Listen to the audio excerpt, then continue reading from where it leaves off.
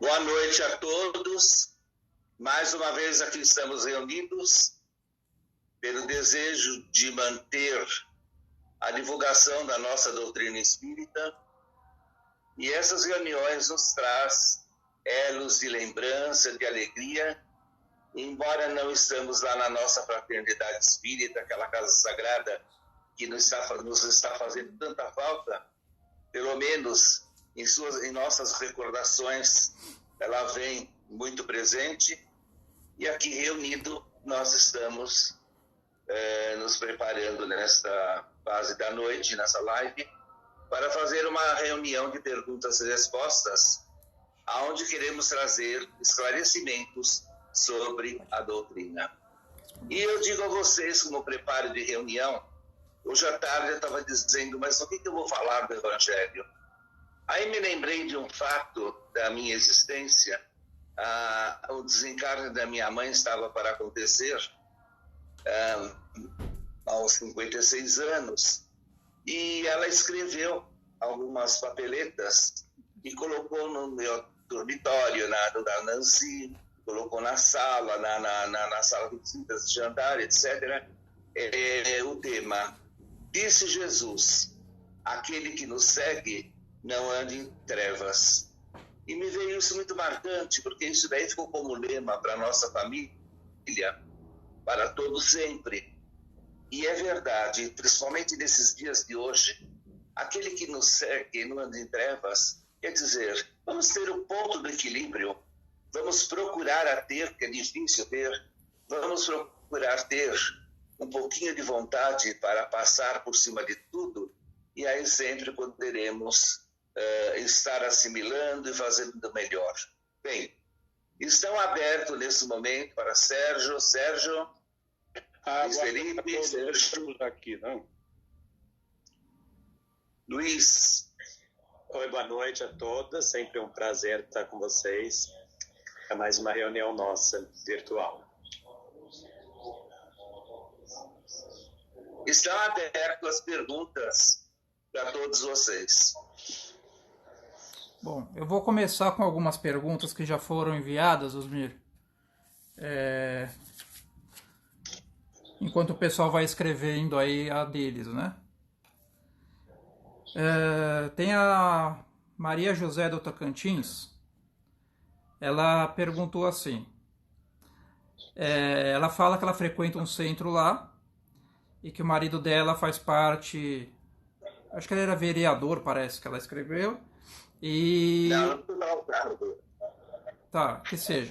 E o que acontece? Ela questiona sobre o espírita na política, porque lá onde que ela frequenta, eles falam que você não pode frequentar. Se você é espírita, você não pode se envolver com essas coisas de política, esse tipo de coisa.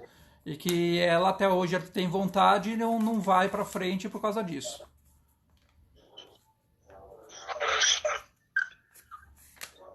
Quem gostaria? Sérgio? Então, nós estávamos discutindo isso há pouco tempo, há minutos atrás, né? Então, a política é uma profissão nobre, desde que bem conduzida, né? Desde que o indivíduo se mantenha nos limites da honestidade. Então, veja bem, nós tivemos espíritas que foram políticos. Bezerra de Menezes foi político, né? O Nobre, né? Freitas Nobre foi político. Tem mais alguém, Osmir, que eu me lembre agora? Braulio Gomes. O irmão Braulio militou na política e foi um espírita realmente muito importante. Então, por que não ser político? Podemos ser políticos. O que nós não podemos fazer como espíritas que somos é nos meter em falcatruas, né? Isso não. Nós devemos usar a política para ajudar as pessoas. Ter o poder, que a política dá um poder, usar esse poder em prol daqueles que precisam. Isso é fundamental e é muito importante. Então, é muito importante saber que o Espiritismo não proíbe que o indivíduo seja político, muito pelo contrário. Cada um de nós tem um livre-arbítrio para fazer o que bem entender, mas respeitando, evidentemente, a base da doutrina, que é o Evangelho de Jesus. É isso. Você quer completar, Osmir? Não, está muito bem, está certíssimo. Nós temos livre-arbítrio e o espírita pode ser político, sim, e pode também discutir sobre a política. Afinal, nós temos que estar em evidência para nós mesmos, nós temos que conhecer o que ocorre, aonde eu estou encarnado, aonde eu estou habitando. Não importa que dimensão seja, se eu não estou envolvido no momento e que eu esteja presente em qualquer lugar que for, eu não sou ninguém, eu preciso estar sempre na atividade. Vamos à próxima pergunta. Da Alice da Cunha, do Acre. Ela falou que viu a nossa palestra, a última, que foi falado, que a Ivone Pereira fez o questionamento sobre o narguilé, né? E ela falou que gostaria de que fosse um pouquinho mais aprofundado as consequências disso no plano espiritual. Vamos pedir para o Luiz falar, e também sobre o ponto de vista médico, que é muito importante, porque há muitos jovens que estão fazendo isso, né? Segundo ela, diz que até um grupo de senhores lá, em praça pública, agora não tem nada para fazer com essa quarentena, eles ficam fumando narguilé. Então vamos lá. Sempre o fumo, né, que vai direto, atinge os pulmões, eles acham que são substâncias que, ao longo do prazo, vão poder gerar diversas consequências médicas, né, como câncer de pulmão, como também doença pulmonar obstrutiva crônica, ou seja, a pessoa, ao longo do tempo, fica com dificuldade de respirar, né, ela inspira, mas daí para soltar, ela não consegue soltar, né? Porque fica meio aprisionado lá, né? Meio obstruído ali dentro. Entre outras, né? Enfisema pulmonar, entre diversas outras doenças que podem acometer o indivíduo ao longo do tempo, né? Quanto mais tempo eu fumo, mais prejudicial é. Então, a gente tem diversas doenças já conhecidas no campo da medicina que levam o indivíduo a diversas consequências no futuro, né, a longo prazo, em geral. E no campo espiritual, a gente sabe daqueles indivíduos que ficam como que sugando nossa energia nesses momentos, né, quando a gente faz uso de algumas substâncias, assim, ou fumo, ou álcool, ou até uso de alguma droga, né, se aproveitam disso e também sugam nossas energias nesse padrão vibratório que muitas vezes a gente acaba se encontrando. Então, a gente não aconselha, né? Em geral. Me tira uma dúvida, aproveitando, porque assim, eu particularmente eu nunca usei, mas tenho conhecidos, a gente até já conversou uma vez sobre isso, e eles falam, não, mas isso daqui não é fumo de verdade, é essência, é não sei o que lá, como verdadeiramente isso afeta?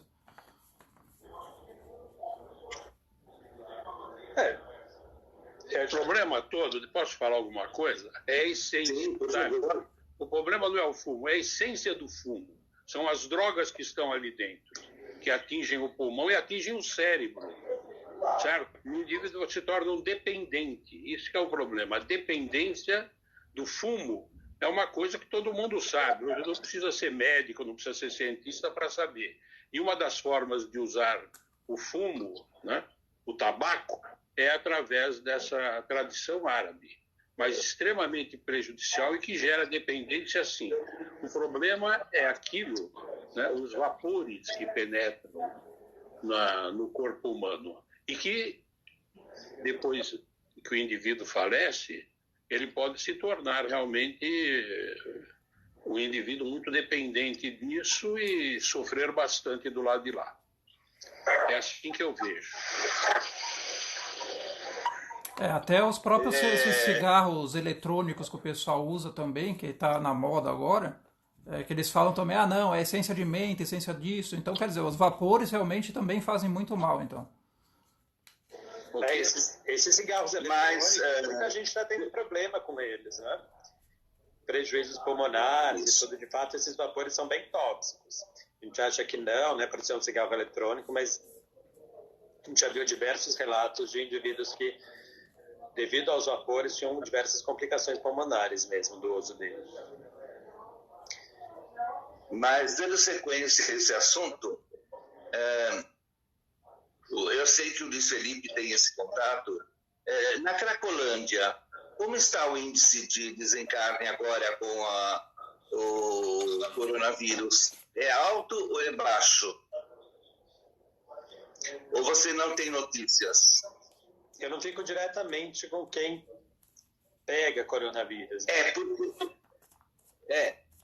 Porque Ivone Pereira está nos dizendo que quando a criatura está envolta numa viciação muito grande, como existe ali, são pessoas totalmente voltadas ao vício, com comandos trevosos que tomam conta daquela região toda, há realmente desencarnes produzidos pelo excesso da droga, etc. Mas que as trevas estão fazendo, as trevas seriam os companheiros desencarnados, os que são donos dos canecos vivos, que são os encarnados, eles estão fazendo uma proteção sem tamanho para que não haja muitos desencarnes, porque eles não querem perder os seus canecos vivos, diz ela, entre aspas, porque aí eles teriam que produzir novas situações, novas associações. Então, cada grupo lá, que são grupos imensos de desencarnados, eles têm uma certa quantidade que pertence, entre aspas, também a eles, para fazer o sugar das energias negativas da droga.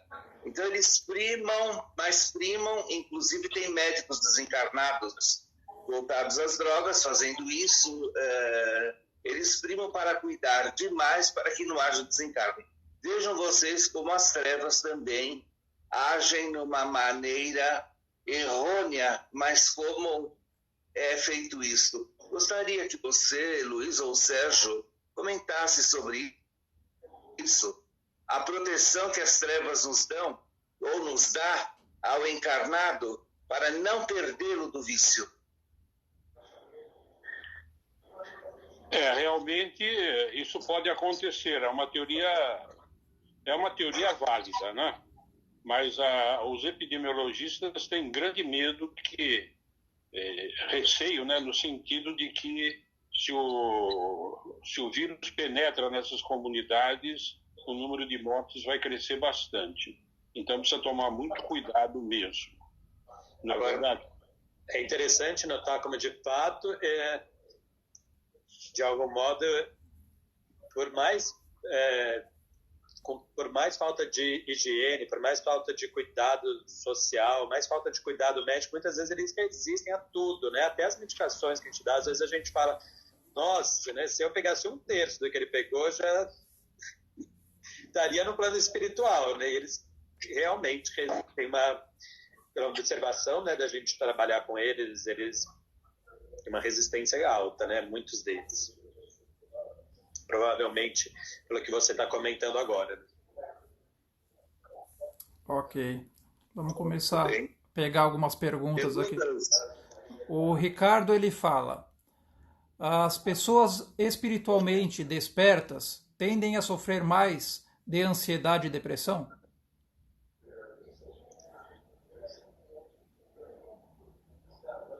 Fala, Luiz.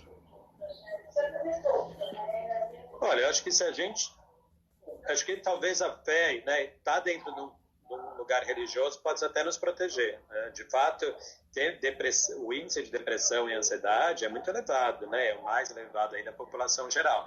E também deve ser elevado, eu vi algumas pesquisas que mostram nesse tempo pandêmico, alguns lugares aumentando em volta de 10% mais ou menos. Mas acho que a nossa religião e prospecção nos ajuda muito a passar por isso sem sofrer tanto, né? Acho que a religião protege. Aliás, é um fator protetor, né, para as doenças mentais em geral. É verdade, é evidente. Jung já trata disso, outros autores falam a favor disso, a favor da proteção que a religião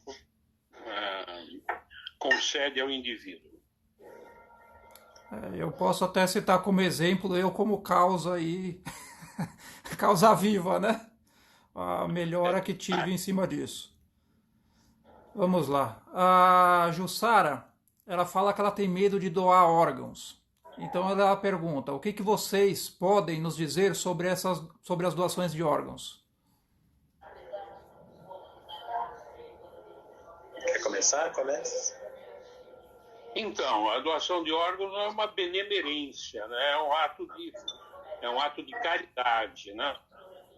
Evidentemente, nós, né, que somos pessoas simples, que não conhecemos como se dá uma doação, a gente tem medo, tem receio. Mas todas as medidas médicas são tomadas para detectar o momento da morte, entende? Não é assim, chega lá, corre eletroencefalogramas, eletrocardiogramas, enfim, existe um protocolo para isso, né? Mas é um ato de doação. Todo ato de doação tem uma proteção espiritual, é óbvio, né? Isso é uma coisa que qualquer religião ensina, né? Não precisa ser espírita para isso. O ato de doação, o ato da caridade, né? Seja budista, seja espírita, seja católico, é só raciocinar um pouco que a gente percebe que existe toda uma proteção, não há necessidade de temer. E a nossa essência, né, ela é espiritual, né? A gente é o espírito. Né? Nosso corpo é só mais um dos invólucros que a gente vai ter ao longo das diversas encarnações. Né? No momento que a gente se desliga e já não está mais lá, se alguém pode se beneficiar disso, nada mais altruísta do que isso. Né? Ok. O Francisco ele fala: sabemos que no plano astral existe o laboratório invisível. É possível que já se tenha a cura para este vírus atual? E por que o plano físico é lento para descobri-la? Bem, no fundo, as doenças acontecem em princípios emocionais também que abrem a porta. O laboratório invisível, evidente que deve ter medicações próprias para tudo isso. Mas, enquanto a humanidade está precisando dessa essência toda que está aí, que não é aquilo que o espírita pegou a mania de falar, karma, e eu já repito de novo, em espiritismo não existe karma, existe ação e reação, e não existe resgate, existe reforma do emocional nosso. Enquanto houver essas necessidades, não haverá a medicação por completo. É o caso do câncer e tantas outras doenças que aí estão, porque nós precisamos passar por certas situações para dar mais valor à existência nossa física. Se vocês quiserem complementar pelo ponto de vista de vocês, por favor. Sérgio, Felipe. Luiz. Acho que em todos os livros do André Luiz a gente já vê, né? Como o plano espiritual é sempre mais adiantado. Né? Escritos ali em 50 e poucos já, com os meios de comunicação que hoje às vezes a gente fala, nossa, olha ali, né? Hoje, né? Como a gente faz essa reunião aqui através dos nossos celulares e como gera muito parecida a descrição lá em 1950 e poucos, né? Não sei a data exata, mas nos livros eles já diziam, já mostrava essa tecnologia muito mais avançada que existia no plano espiritual. De fato, eles devem ter conhecimentos outros que a gente não tem. Né? Acho que cabe, como o Osmir falou, né? No tempo certo, a humanidade vai descobrindo as coisas, vai sendo apta a poder utilizar isso. Né? Enquanto isso, a gente vai sanando as nossas mazelas, já que no mundo, no plano carnal, né? Que é por isso que a gente encara. É isso mesmo. Próxima. O William ele gostaria de saber a posição da doutrina de Kardec à questão da cremação. É seu primo, Osmir, eu acho. É meu primo, sim. Será que ele tem medo? Ele é gordinho, né? Vai, banha para todo lado, né? Vamos lá. Pode falar, Sérgio. Bom, evidentemente, a cremação é uma coisa que não é recente, né? Desde tempos antigos a cremação existe, né? Mas, sob o ponto de vista espírita, nós temos a orientação do nosso querido Herculano Pires, né? Porque diz ele, e eu concordo com ele, que a necessidade de esperar 72 horas para que, se por acaso houver necessidade de quebrar algum laço ligando aquele espírito, aquele corpo inerte, os protetores espirituais possam retirar o espírito e quebrar os laços que os unem, né? Evitando então que o espírito e o perispírito sofram com Então é só seguir direitinho, não nada contra a cremação. Precisa fazer, esperar as 72 horas, aí marcar, e não tem problema nenhum. Nós tivemos uma comunicação pela psicofonia do Dr. Moacir Batista Duarte, grande amigo nosso, do Sérgio também, e viveu lá em Mato Grosso. E ele fala sobre isso, porque nos dias de hoje, com esse desencarne em massa, os crematórios estão lotados. E há muitos crematórios que não são da prefeitura do local, não é? São mais particulares. Então há mais tempo de fazer a cremação e está sendo feito essa cremação em no máximo 5, 6 horas, porque não está tendo velório, não está tendo nada. E nos perguntaram como é que poderia ser isso, se tem que se esperar 72 horas. De certa forma, necessária, tem que se esperar, sim. Mas em épocas de pandemia, o plano espiritual está tendo um trabalho insano em retirar as criaturas, principalmente aquelas que não adormecem, que são mais apegadas ao corpo físico, retirá-los antes da hora para não sentir certas vibrações no momento da cremação. Mas isso é uma coisa esporádica e que está acontecendo agora nesses momentos de pandemia. É aconselhável que se espere 72 horas. Imagine se fosse esperar agora, né? Não tem condições, mas sempre a espiritualidade corre na frente para que tal situação não aconteça. É isso mesmo. Só fazendo um adendo, a psicofonia já está no Instagram e até amanhã eu vou colocar no YouTube também, tá? Se essa mensagem está lá, quem quiser ver. O Ricardo, ele fala, após o término da quarentena, o Brasil voltará a ser o que era ou será tudo novo? O que a espiritualidade pode nos dizer a respeito? E aí, Sérgio? Fala um pouco, Luiz. Acho que é um processo de transformação, né, de fato, não? Tanto no mundo físico quanto no plano espiritual, né?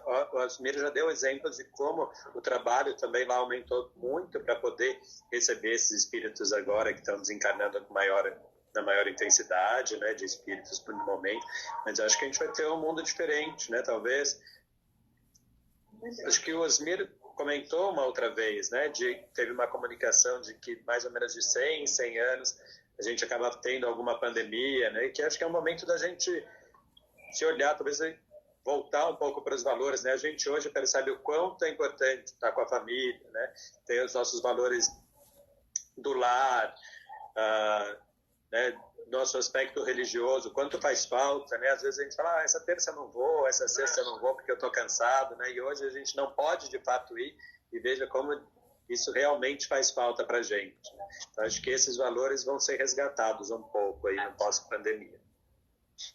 Realmente nós vamos passar por uma transformação, né? Vejam bem, nós, os mais idosos, já estamos nos acostumando com uma comunicação virtual, reuniões à distância, e nos falamos e nos vemos e trocamos ideias, né? Sob o ponto de vista moral, nós queremos crer que a humanidade despertará para a solidariedade, né? Porque se nós não formos solidários através dos atos de caridade, nós teremos muito que sofrer.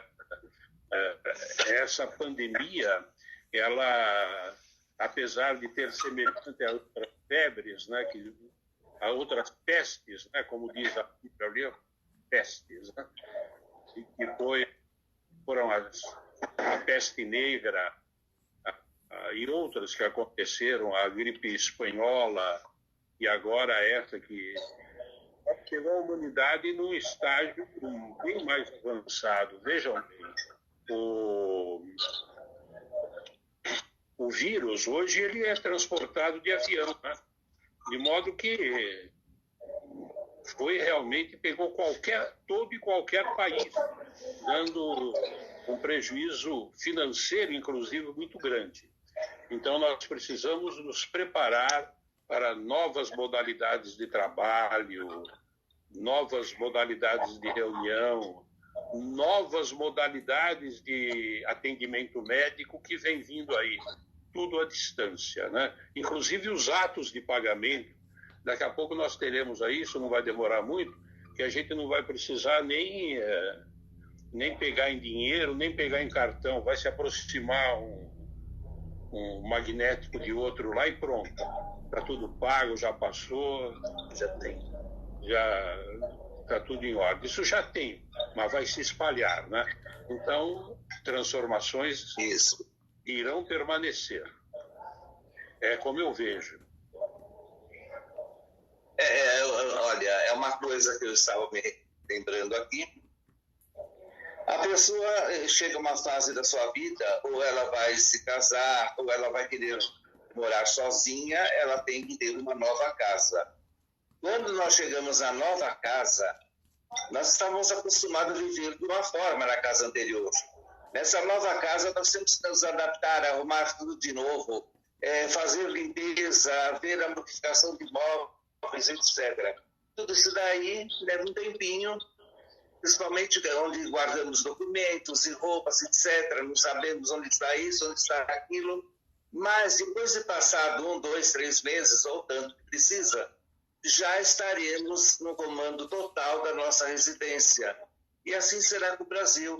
Vai passar, claro, por problemas financeiros difíceis. O campo espiritual vai ser feito grandes limpezas espirituais, evidente, mas de uma forma diferente, não só com o Brasil, mas todos os países que estão em volta do globo terrestre, não é? E chegaremos lá, por que não? Talvez nós que temos, como o Sérgio falou, um pouquinho mais de idade, vamos estar do lado de lá. Mas vocês que são mais jovens vão poder observar tudo isso. E nós, os encarnados, também vamos observar. Por favor, a próxima pergunta. O Caio, ele fala: o que você acha quando o espírito perde um dos seus 3 pilares, filosófico, científico e religioso? E qual a importância de cada um deles? Bom, isso é tema para uma palestra, hein? Isso é tema para uma palestra. Pode anotar, Osmir, alguém vai ter que falar sobre isso algum dia. Mas é óbvio, né, que nós precisamos nos abalizar em alguns pilares importantes, né? A parte mais importante, ao meu ver, é o religioso, né? O religioso. A filosofia, por sua vez, apresenta 1000 facetas, né? 1000 facetas. Mas eu gosto muito de citar Kant, né? Quando ele fala da crítica da razão prática, né? A crítica da razão prática é o nosso modo de agir diariamente. Então, eu recomendo a todos leiam, se conseguirem o texto, a crítica da razão prática. A crítica da razão pura já é uma filosofia que, se o indivíduo não tiver acostumado a pensar no abstrato, fica difícil, né?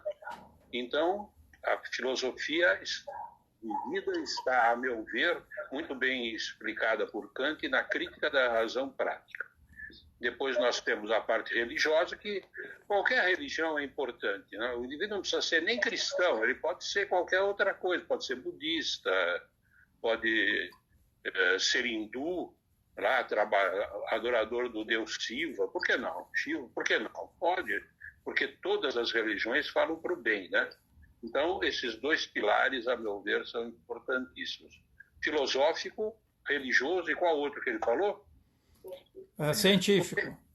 O científico é o mais interessante porque o que é a ciência, né?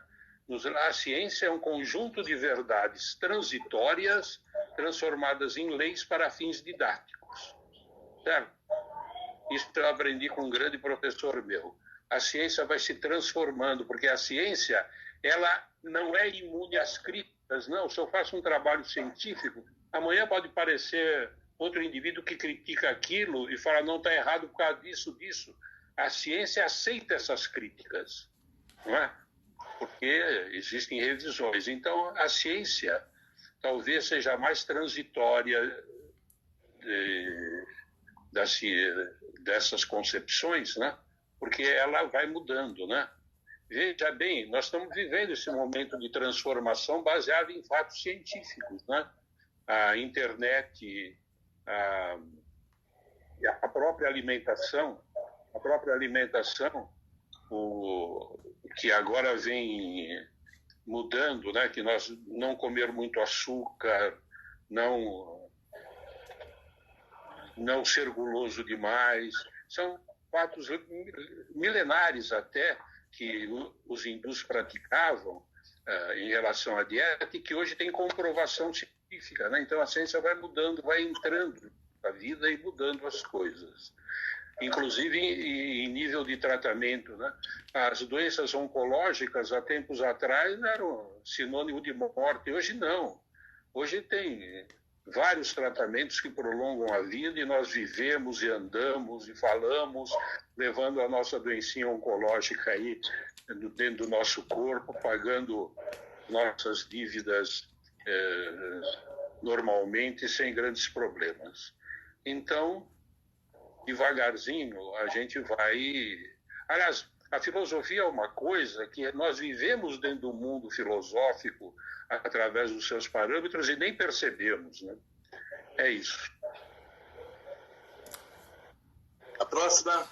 A Selma, ela gostaria que fosse falado sobre a fluidificação da água e se qualquer pessoa pode fazer, e qual que seria a importância da água fluidificada nesse momento de pandemia. Luiz. Acho que a gente pode sim fazer na nossa casa, né? Aliás, sempre foi recomendado, principalmente quando a gente fazia o Evangelho no Lar, né? Eu lembro desde pequeno, a gente deixava ali durante as nossas reuniões do lar e depois a gente tomava também, né? Então, sim, né? Não é agora que a gente pode fazer, a gente sempre pode fazer. Talvez agora seja um pouco mais importante, já que a gente não está conseguindo ir fisicamente na casa espírita para receber ali a proteção e aquela emanação que tem lá, né, própria da casa espírita que se tem. Então, acho que, sim, a gente pode fazer e, com certeza, né, já que é um momento único, os espíritos trabalham para que, por exemplo, agora, né, a gente está em reunião, né, não sei se eles trabalham, eles estão nos envolvendo também, né, e aí envolveriam também, fluidicamente, a água que a gente deixar. Né, isso traz proteção, traz... todo o suporte necessário que cada um precisa nesse momento. É muito importante realmente a água. Veja bem, a água não é só a água fluida dos centros espíritas, temos a água benta dos católicos, né? Isso daí, a água é o diluente universal, quer dizer, ela aceita esses fluidos e é muito importante que ela entre, não é? No nosso corpo, fortalecendo-o, né? Já os gregos sabiam disso. Mas não é motivo de falar agora sobre a Grécia, senão vou dar um puxão de orelha se for falando mesmo da Grécia. Vamos dar a próxima pergunta. A pergunta da Juliana já é mais ou menos o que vocês falaram, que ela fala sobre a importância do Evangelho no lar, né? Acho que mais ou menos foi respondido também. Vocês querem colocar mais alguma coisa sobre o Evangelho no lar? Foi bem falado essa semana, né, no programa. É verdade. Eu acho que é imprescindível o Evangelho no lar, principalmente, sempre, mas principalmente quando nós temos crianças em casa que devem participar. Você vê que o Luiz Felipe falou que ele se lembra disso, né? Que é necessário fazer. Isso, o que é colocado na cabeça da criança de pequeno, ele nunca mais esquece. Nunca mais esquece. Ok. Voltando à água fluidificada, devemos fazer uso sempre, sim. Olha,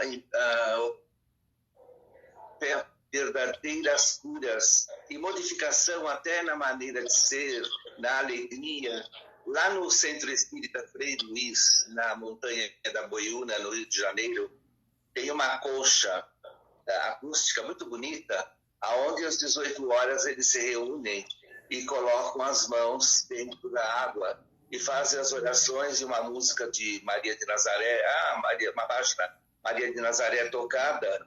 A vibração daquela água percorre, entrando pelas mãos, que a gente fica com a mão dentro da concha acústica, é muito grande, mas percorre todo o corpo. É uma coisa maravilhosa. Vocês precisam, se um dia puderem ir lá, ver.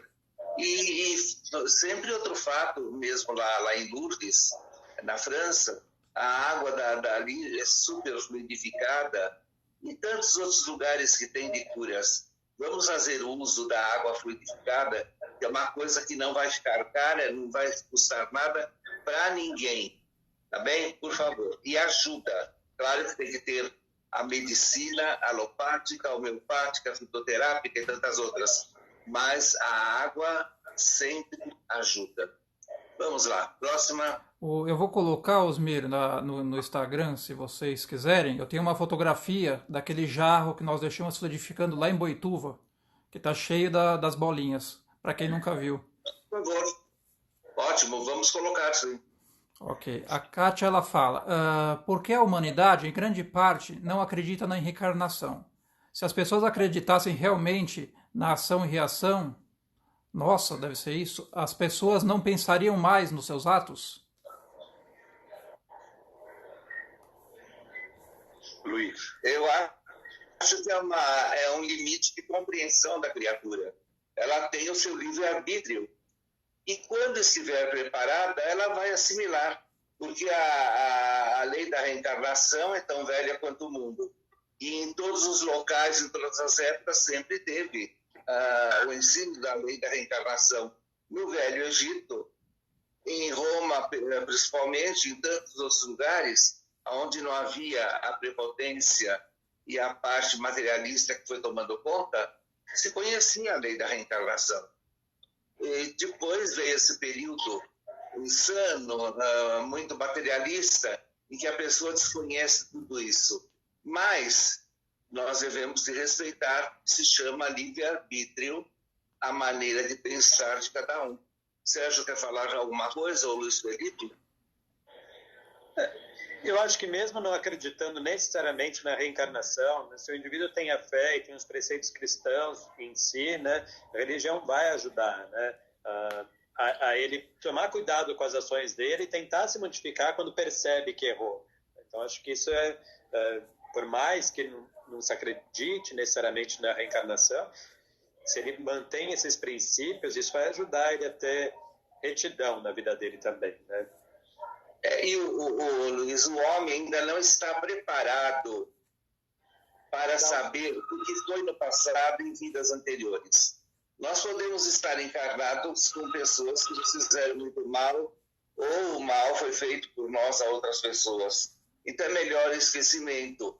Quando estivermos preparados, vamos saber o que é a lei da reencarnação, mas saber o que é a lei, não o que fomos, porque isso não leva a nada, apenas um desequilíbrio mental muito grande. E a primeira coisa que a gente quer saber, né? Quem que a gente foi? Ah, sim. Engraçado que ninguém quer ser... Foi algo importante, né? Ah, ninguém quer ser camponês, faxineiro, etc. Quer ser de rei para cima. Por favor. A Andréia Barbosa, ela fala, sobre a doação de órgãos, a pessoa que recebe o órgão pode sofrer alguma influência negativa ou positiva, podendo afetar a vida da pessoa? Olha, eu acompanhei alguns casos de transplante, fizemos tratamento inclusive de depressão em pessoas com transplante. eles são sempre muito gratos em relação ao doador, estão felizes por ter recebido aquilo e continuam levando a vida deles, sim. Nunca pegamos um caso patológico aí mais recentemente. De modo que não há nenhum problema maior em receber doação de órgãos. Com certeza há um preparo do plano espiritual, né? Tanto daquele que doa quanto daquele que recebe, né? Não tenha dúvida. E é isso, né?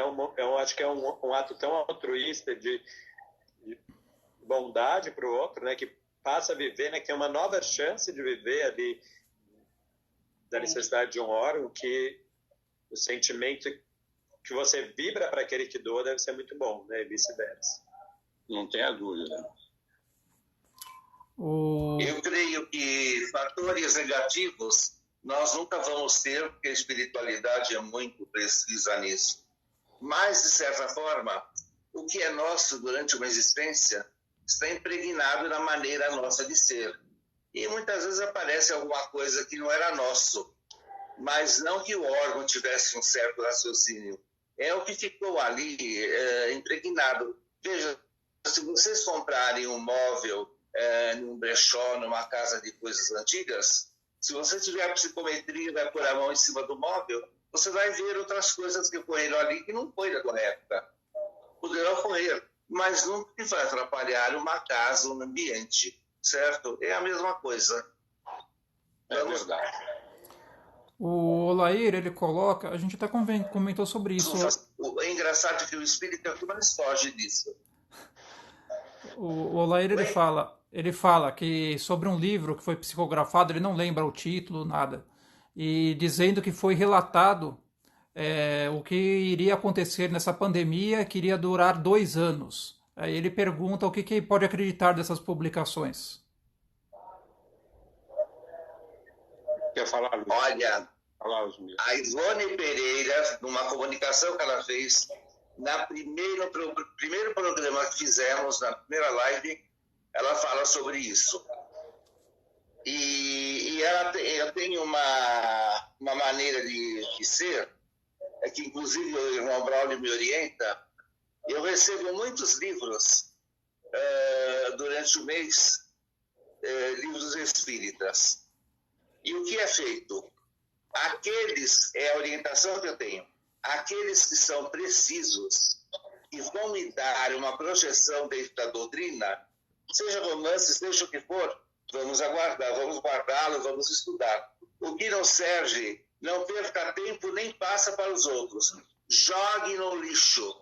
Me perdoe quem escreve tantas bobagens por aí, porque existe um caminhão de bobagens escritas.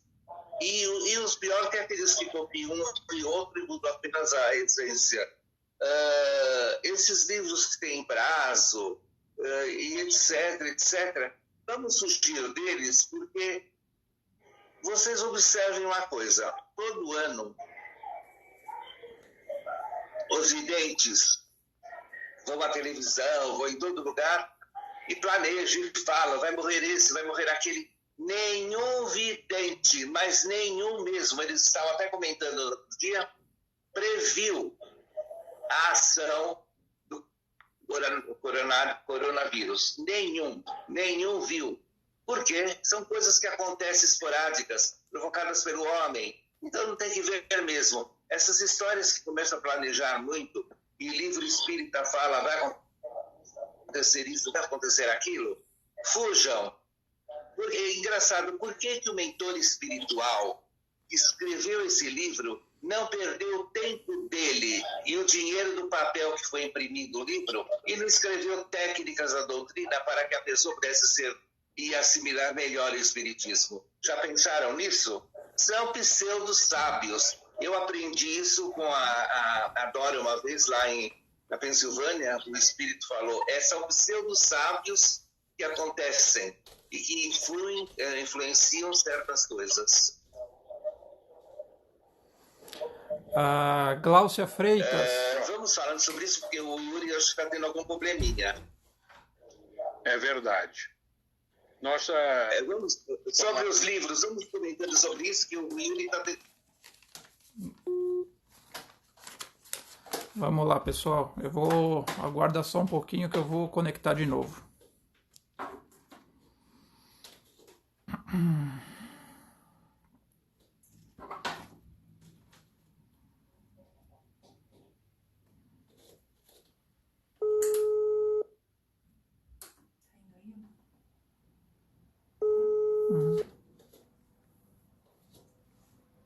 Deixa na baixa. Só um minuto, Osmir. E os demais? Já está entrando já. Caiu a ligação do WhatsApp.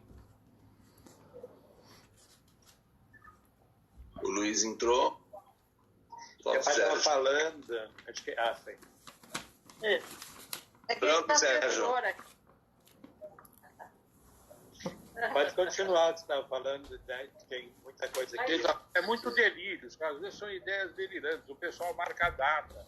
Eu me lembro quando era garoto, saiu na revista O Cruzeiro, uma reportagem aí de um profeta de uma religião, enfim. Ele falou que o Rio de Janeiro ia ser inundado pelas águas no ano tal. Já passou esse ano, né? Antes do ano 2000. Imagina, essas são coisas delirantes, de indivíduos psicóticos que usam a religião para falar besteira. As verdades eternas estão no Evangelho de Jesus. A gente está só com 10 minutos agora, cravados. Eu vou fazer algumas perguntas rapidinhas para responder, tá? A Glaucia, ela fala sobre a cremação. O que afeta o espírito, a cremação? Nós já discutimos. Todas iludem. Vamos lá.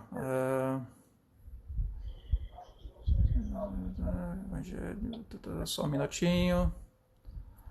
Quando encarnados, podemos sair do corpo para ajudar no plano espiritual. Pode nosso perispírito pegar uma doença nessas ocasiões e trazer para o corpo físico? É a Márcia. Depende do ambiente, né? Se o indivíduo vai para as trevas, ele traz a mesma coisa, né? Agora, se ele vai trabalhar para o bem, dificilmente. Eu nunca vi caso nenhum. Agora, o sujeito sai e vai colocar vício, né, Osmir? Não pode.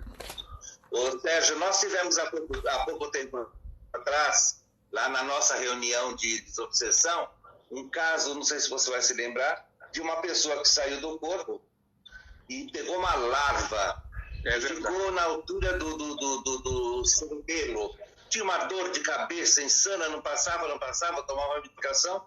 Quando aquilo lá foi tirado, acabou. Mas porque aonde foi pega, por o local trevoso onde andou, e podemos trazer, sim, várias situações, vários fatores mórbidos, se a gente não se preparar para o bem dormir. O corpo físico. Fazer a prece antes de e aí,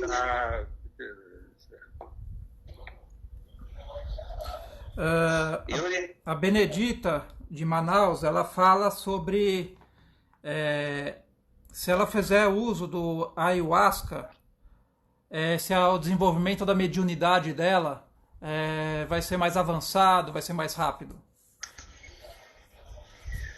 Olha, mexer com a ayahuasca, precisa saber, sabe? A ayahuasca é uma substância que pode causar delírios. Então, nós precisamos tomar muito cuidado. O indivíduo que for tomar precisa estar sendo monitorado por pessoas experientes nisso daí. Que conheça o efeito da erva, que saiba manipular, etc. Se não, veja bem, se o indivíduo tiver uma tendência a ter uma psicose, nós tivemos até crimes em relação a isso, que eu não vou citar aqui, mas a psicose pode florescer. Então, precisa tomar muito cuidado quando tomar, estar sobre realmente a orientação de um indivíduo que conhece os efeitos bons e ruins, né? De preferência, eu acho que não deve nem tomar essas coisas, mas o pessoal toma, né? Então, porque precisa respeitar o livre-arbítrio, mas tomar muito, muito cuidado. Vamos para Última pergunta. O Luiz está pausado já, né? Não tá, não. Oh, Não. não, tá sim. Será que neste momento, no plano espiritual, também estão precisando construir hospitais com emergência, assim como está acontecendo no nosso plano? É a Jussara. Olha, Jussara, essa pergunta é muito interessante, porque uma coisa é o plano material com suas doenças materiais. Outra coisa é o mundo espiritual depois da morte, entendeu?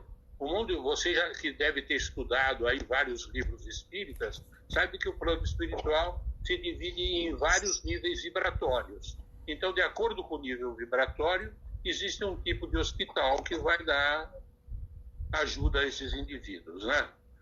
Você sabe disso, você já deve ter lido o livro dos espíritos, o livro dos médiuns, toda a coleção de André Luiz. Essa pergunta está tudo lá. Vá no Instagram e escute a comunicação psicofônica do Dr. Moacir Batista Duarte. A resposta está lá. Precisa. Vamos lá? O Luiz continua vídeo pausado. Por favor. Não tá não, Osmir. Para mim tá normal. Aqui tá pausado. Luiz, tá me escutando? Tô. Para mim tá normal aqui. Bom, vamos lá que tá faltando 4 minutos. A última pergunta da Elizabeth.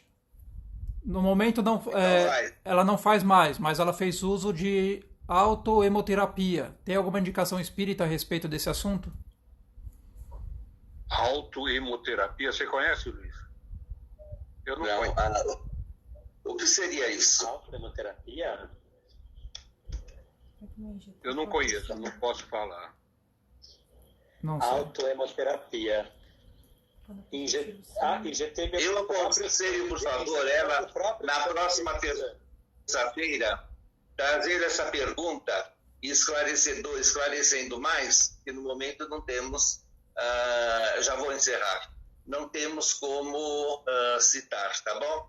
E aí a gente esclarece. Mas olha, nós temos apenas 3 minutos.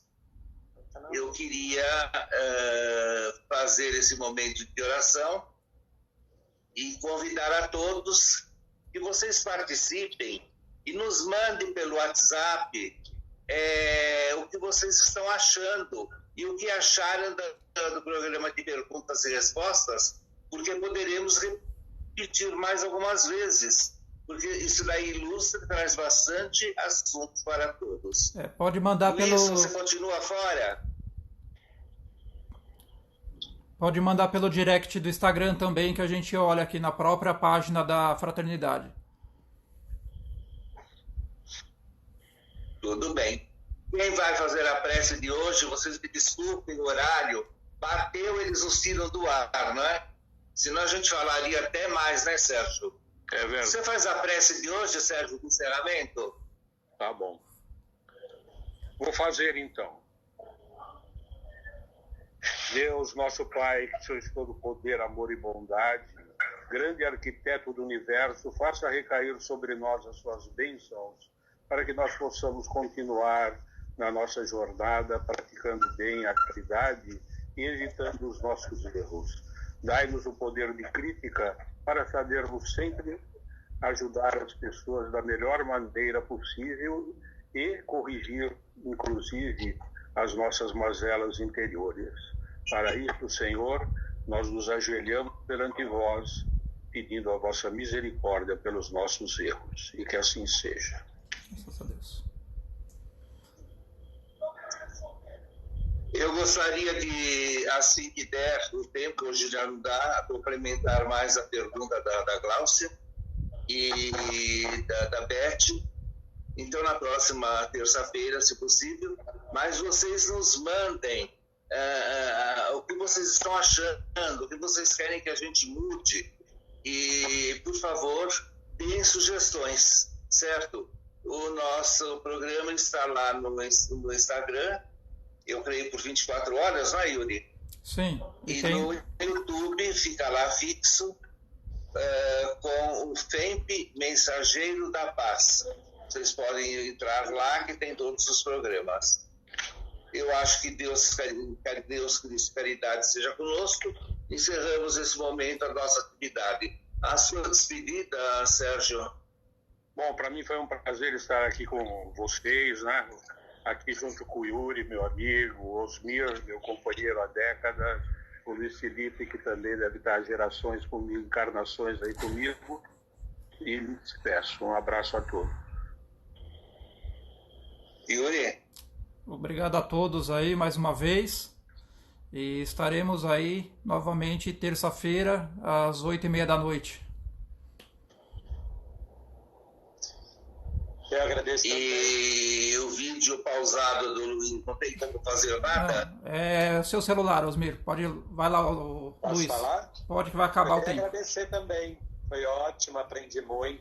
Então, agradeço a todos e até a próxima, na terça-feira, às 20h30. Aguardamos vocês. E lembrem, muitos irmãos dos mensageiros que não estão entrando, cobrem deles, como é que é? Vocês não vão entrar, não vão participar? Por favor, um abraço a todos. Até mais. Tchau. Luiz, ele não deve estar te escutando lá, viu?